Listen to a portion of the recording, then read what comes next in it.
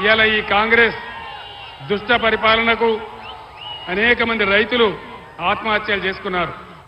ఇవాళనే ఒక రైతు కరీంనగర్ జిల్లా చొప్పదండి నియోజకవర్గంలో వడ్లు కొనకపోతే ఆయన 15 రోజులైతే వడ్లు తెచ్చి వడ్లు కొనకపోతే తట్టుకోలేక ఆ వడ్లను ఆరబెడుతూ అక్కడనే కుప్పగూలి చచ్చిపోయినాడు. ఆయన గుండె ఆగిపోయి చచ్చిపోయినాడు. మీ అందరినీ కూడా నేను కోరేది ఒకటే, ఈరోజు కాంగ్రెస్ అరచేతుల వైకుంఠం చూపించి 6 గ్యారంటీల పేరిట తెలంగాణ 50 మంది ప్రజలను దగా చేసి మోసం చేసింది. మళ్ళీ ఈ ఎన్నికల్లో వాళ్ళే గనక గెలిస్తే ఇంకా అమలు చేయకుండా ఏం కాదు, వాగ్దానాలు లేవు ఏవి లేవని అన్ని కింద బండబెడతారు. కాబట్టి దయచేసి నేను మీతో కోరేది, ఈ ఎన్నికల్లో మీరు కాంగ్రెస్ పార్టీకి బుద్ధి చెప్పాలి, మీ తరఫున ఉన్నటువంటి బీఆర్ఎస్ని గెలిపించాలని కోరుతా ఉన్నా. నరేంద్ర మోడీ భారతీయ జనతా పార్టీ ఏదైనా ఒక పని జరిగిందా ఈ దేశంలో? 15 లక్షల రూపాయలు వచ్చినాయా ఎవరికన్నా?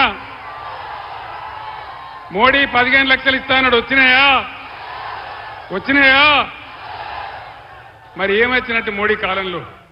బేటీ పడావో బేటీ బచావో, అమృత్ కాల్, మనుకాల్, మశానం కాల్ అన్ని నినాదాలే తప్ప ఏ ఒక్క కూడా పని జరగలే.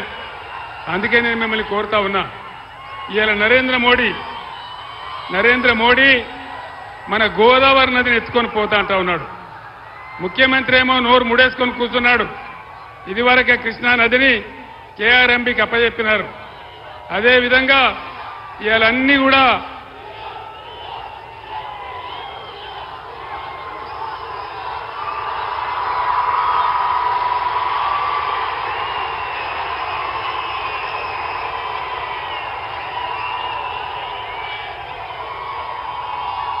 నాకు టైం లేదు, నేను 8:55 నిమిషాలకు ఉపన్యాసం బంద్ చేయాలా? ఈసీ నా మీద నిషేధం పెట్టింది. మీరు ఒక 10 నిమిషాలు దయచేసి నినాదం ఆపాల.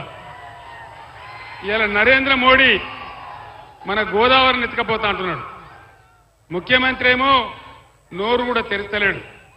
ఇదివరకే కృష్ణానదిని ఉంచబోయి కేఆర్ఎంబీకి అప్పచెప్పినారు. ఇవాళ కనీసం ఖమ్మం పట్టణంలో మురికి నీళ్ళు వస్తూ ఉన్నాయి. మన మహబాద్ నియోజకవర్గంలో కూడా డోర్నకల్ కానీ, మహబాద్ కానీ, నర్సంపేట కానీ భయంకరంగా మంచినీళ్ళ సమస్య వస్తూ ఉన్నది. 8 ఏళ్ళు మంచిగా నడిచినటువంటి కరెంట్ ఎక్కడ పోయింది? భగీరథ ఎక్కడ పోయింది? దయచేసి మీరు ఆలోచించాలని కోరుతా ఉన్నా. 70 ఏళ్ల కాంగ్రెస్ పాలనలో ఏనాడు కూడా ఎక్కడ కూడా గిరిజనులను గౌరవించలే. కానీ బీఆర్ఎస్ ప్రభుత్వంలో సేవాలాల్ మహారాజ్ భవనం కట్టుకున్నాం, అక్కడ బంజారా భవన్ కట్టుకున్నాం, మన సత్యవతి రాథోడ్ గారే కట్టించినారు. అదేవిధంగా గిరిజనులకు 10% రిజర్వేషన్ పెట్టుకున్నాం, ఏ ప్రభుత్వం కూడా చేయలే. గిరిజన తండాలన్నీ గ్రామ పంచాయతీలు చేసుకున్నాం, ఏ ప్రభుత్వం కూడా చేయలే. కాబట్టి నేను గిరిజన బిడ్డలను కోరుతా ఉన్నా, మీరు దయచేసి ఎట్టి పరిస్థితులలో మీ యొక్క ప్రతాపం ఈ పార్లమెంట్ ఎన్నికల్లో చూపెట్టాలని మిమ్మల్ని అందరినీ కూడా నేను కోరుతా ఉన్నా. అదేవిధంగా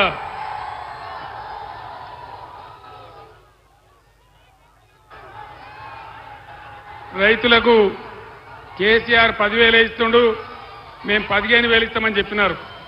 వచ్చినాయా 15,000? 15,000 వచ్చినాయా? 15,000 రాలే, పాత 10,000 కూడా రాలే. రైతు కూలీలకు నెలకు 1,200 రూపాయలు ఇస్తామని చెప్పినారు. ఏ రైతు కూలికన్నా వచ్చిందా? ఏ రైతు కూలికి రాలే. ఒక్క ఉచిత బస్సు తప్ప 6 గ్యారంటీలు మొత్తం ఆగం చేసినారు.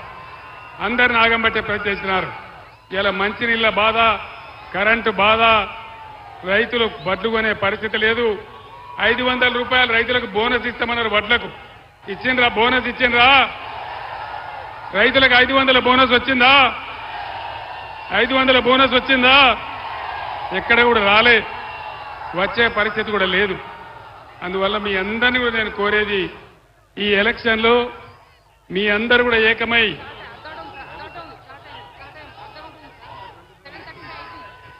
మీ అందరినీ కూడా నేను కోరేది, యువకులు లంబాడా యువకులు, మేధావులు, గిరిజనులు అందరూ కూడా మీరు ఆలోచనతో పనిచేయాలి.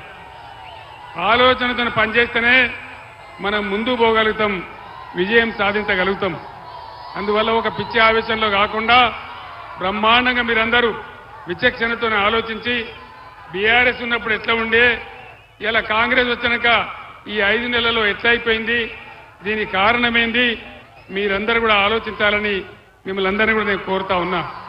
ఈరోజు ఇంత వయసు వచ్చిన తెలంగాణ ప్రజలను కాపాడాలని, తెలంగాణను ఎట్టి పరిస్థితులలో ఆగం కానియద్దని నేను పోరాటం చేస్తా ఉన్నా.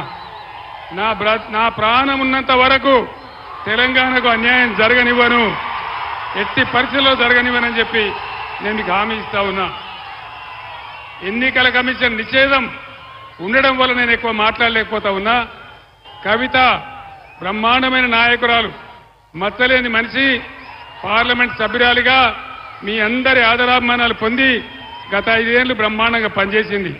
ఈసారి కూడా కవితకు అవకాశం ఇస్తే రేపు పార్లమెంట్లో ఇతర ఎంపీలతో పాటు తెలంగాణ హక్కులు కాపాడడానికి, తెలంగాణ నీళ్లు తెలంగాణ కాపాడడానికి, తెలంగాణకు నిధులు రాబట్టడానికి, తెలంగాణ అస్తిత్వాన్ని రక్షించడానికి, తెలంగాణను ముందుకు తీసుకుపోవడానికి మీ సేవకురాలిగా పనిచేస్తుంది. కాబట్టి కవితను గెలిపించాలని నేను మీ అందరినీ కూడా కోరుతా ఉన్నా. ఈ రకంగా మీరందరూ మహబూబాబాద్లో ఈరోజు ఇంత పెద్ద ఎత్తున బ్రహ్మాండంగా తరలి వచ్చినారు. ఒక ఉప్పెనలాగా అసలు మహబూబాబాద్లో నేల ఈనిందా అన్నట్టుగా మీరంతా తన్నుకొని వచ్చారు.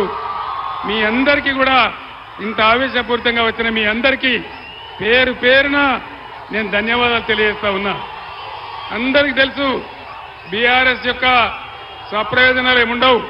ప్రతి క్షణం ప్రజల కోసం, ప్రతి క్షణం ప్రగతి కోసం, ప్రతి మాట ప్రజల కోసం, ప్రతి అడుగు ప్రజల కోసంగా బీఆర్ఎస్ తెలంగాణ ఇంటి పార్టీగా పనిచేస్తుంది. కాబట్టి బీఆర్ఎస్ ఆదరించి కవితను గెలిపించాలని కోరుతూ నేను సెలవు తీసుకుంటా ఉన్నా. జై తెలంగాణ, జై తెలంగాణ.